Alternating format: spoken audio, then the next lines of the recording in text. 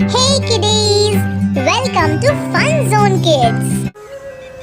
ये कहानी एक बहुत ही सुंदर और एक छोटे से गांव की है, जिस गांव का नाम था नंदगांव।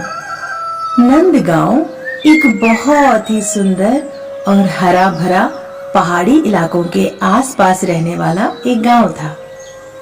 ये गांव बहुत ही प्यारा था। बच्चों, चलिए इस गांव का सफर करते हैं।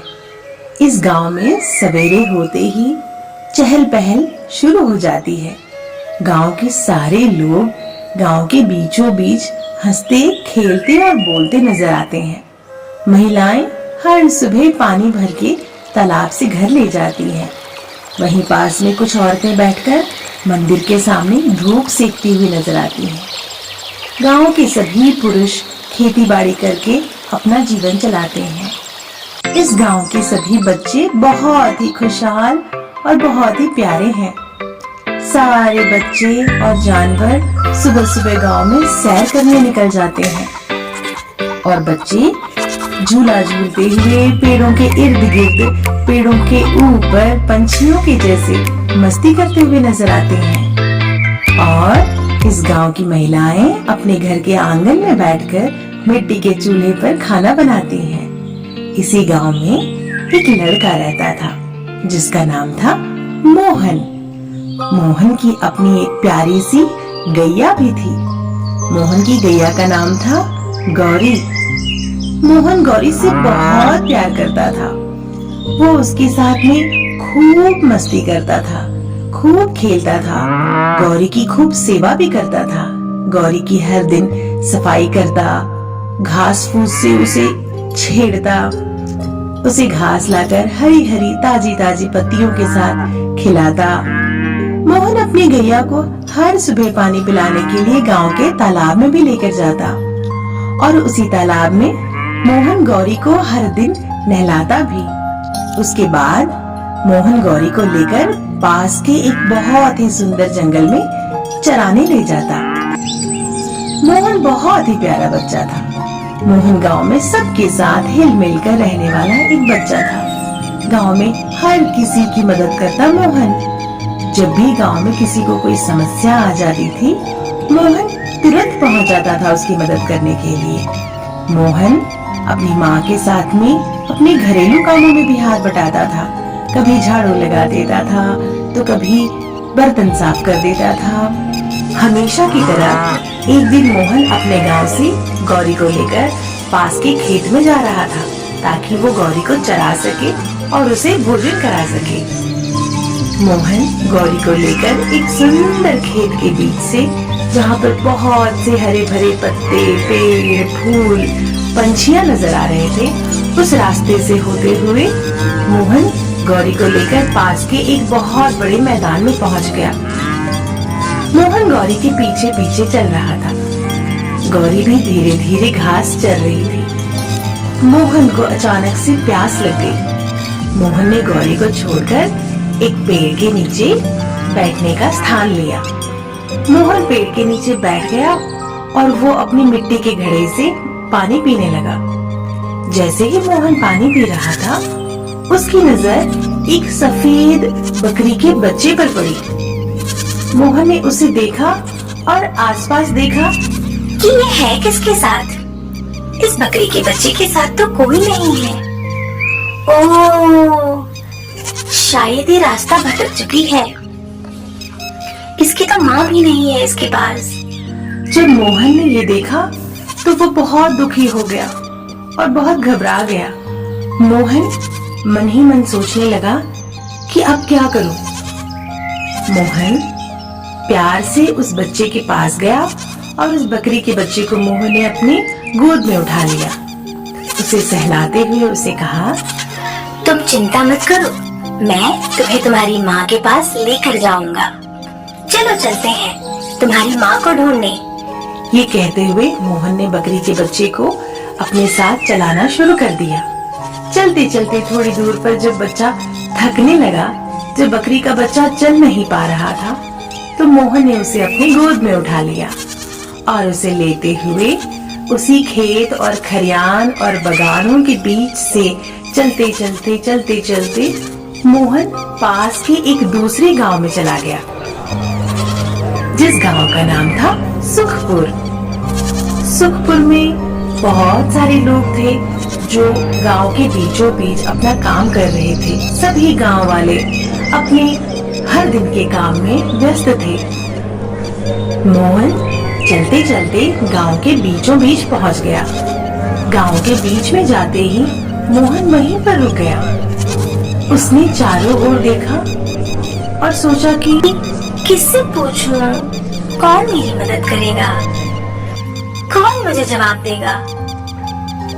कौन इस बच्चे की माँ को ढूंढने में मेरी मदद करेगा?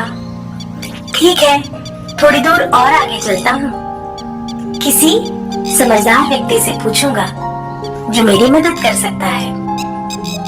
ये कहते हुए मोहन वहाँ से थोड़ी दूर और आगे बढ़ गया। आगे जाते ही उसे एक चाचा जी मिले। मोहन ने चाचा जी से पूछा, चाचा, क्या आप मेरी मदद कर सकते हैं? क्या आप मुझे बता सकते हैं कि ये जो बकरी का बच्चा है मेरे पास, क्या ये आपके गांव का है? क्या आप इसके माँ को जानते हैं?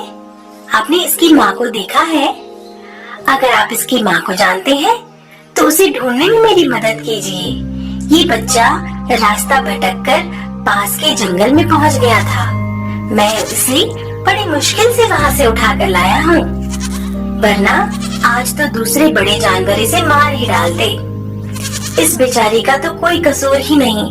ये अपनी माँ से बिछड़ गई है। चाचा, मेरी मदद कीजिए। क्या आपने इसकी माँ को देखा है? अगर हाँ तो मुझे उसका पता बता दीजिए, मैं इसे उसकी माँ तक पहुँचा दूंगा। उस चाचा ने मोहन से कहा, बेटा, यहाँ से पास में एक पेड़ है। उस पेड़ के नीचे एक बकरी बंधी हुई है। ये शायद उसी का बच्चा है। चलो मैं तुम्हें उसके पास लेकर चलता हूँ। चाचा जी मोहन को अपने साथ उस पेड़ के नीचे तक लेकर जाते हैं और इशारों से दिखाते हैं, मोहन बेटा देखो, ये मिल गई इसकी माँ। ये इसी बकरी का बच्चा है।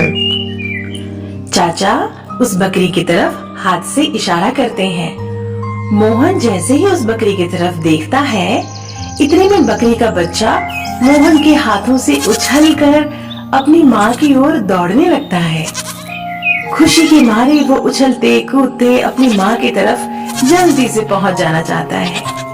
और वहीं दूसरी ओर उसकी माँ भी भागते हुए नजर आती है कि जाके अपने बच्चे को गले से लगा ले। दोनों माँ और बच्चे भागते हुए एक दूसरे के पास जल्दी से पहुंच जाते हैं और एक दूसरे को गले से लगाकर प्यार करने लगते हैं। बकरी और बकरी का बच्चा इतने खुश हो जाते हैं कि वो गांव के बीच में पूरे गांव वालों के साथ उनके सामने दौड़ने, भागने, कूदने, उछलने लग जाते हैं। इस सुंदर से वातावरण को देखकर गांव के सभी बच्चे बकरी के बच्चों को देखकर उछलने लगते हैं। बकरी का बच्चा और उसकी माँ, इन दोनों का मिलन देखकर सारे गांव वाले खुशी के मारे कूद पड़ते हैं, तालियां बजाते हैं। बच्चे भी खुशी के मारे उछलने लगते हैं। देखो देखो देखो, कैसे उसे अपनी माँ के साथ में खुशी मिल रही है। वो कैसे अपनी माँ के साथ सुरक्षित है। वो खेल रहा है। सारे गांव वालों ने मोहन की बहुत तारीफ की। मोहन से कहा कि तुम बहुत नेक बच्चे हो। चाहे वो जानवर हो या इंसान, हमें हर किसी की मदद करनी चाहिए। सभी गांव वालों ने मोहन के लिए जमकर तालियां बजाई और मोहन की खूब तारीफ की। मोहन बहुत खुश हुआ। उसने मुस्कुराकर सबका धन्यवाद किया और बकरी के बच्चे को उसकी माँ के पास सुरक्षित पहुंचाकर मोहन वापस अपनी गैया गौरी के पास लौट चला, जो एक खेत में चल रही थी। मोहन ने गौरी को अपने साथ लिया और धीरे धीरे से पैदल अपने गांव की ओर वापस चलने लगा। शाम भी ढलने को थी। गौरी और मोहन चलते चलते चलते अपने नंद गांव में पहुंच गए। तो बच्चों, आपने आज की कहानी से क्या सीखा? चाहे जानवर हो या कोई मनुष्य हो, हमें हर किसी की सहायता करनी चाहिए। दूसरों की सहायता में ही जीवन का असली आनंद है। तो बच्चों, कैसी लगी आज की कहानी? हम एक नई कहानी के साथ फिर मिलेंगे। तब तक के लिए